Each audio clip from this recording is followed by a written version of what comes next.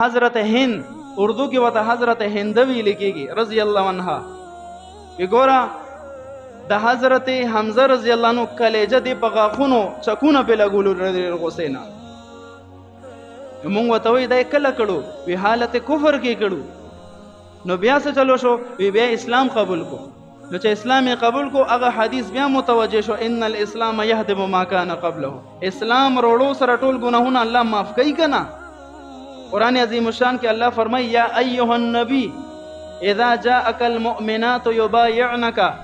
اے نبی محبوبہ سم مؤمنات خزی مؤمن خزی بستا په لاس باندې بیعت کوي ته د هغوی بیعت قبول کا. مفسرینو ټولو لیکلي دي په دغه مقدسو ښځو کې حضرت هند رضی الله عنهم شامله وه.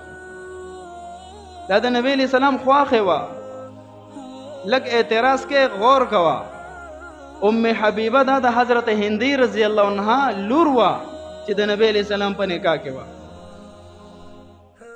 نو دا اعتراض چې په صحابي باندې څوک کوي ګویا چې دا اعتراض په نبی علیه السلام باندې کوي. دا څه ډېر شی واقعیات دي. د امیر معاویه رضی الله عنهم خلاف دا خلک کوي، شیعاګان کوي، بکواس کوي. خو د وخت د کمی په بنیاد دا یو څو خبرې وې ستاسو وړاندې پیش مې کړې.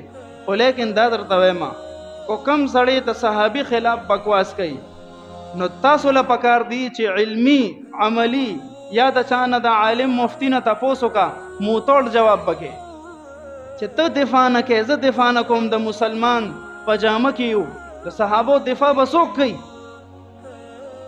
دا دفاع په مونږ لازم ده. دا دفاع د ایمان حصه ده. زه د ایمان حصه ګڼم. دا د هر مسلمان لا اله الا الله د کلمه گو انسان دا د ایمان حصه ده. ورنه که مونږ دفاع پرې غوسته دا ډېر خبیثان دي سبب په نبی علیه السلام اعتراض وکړي.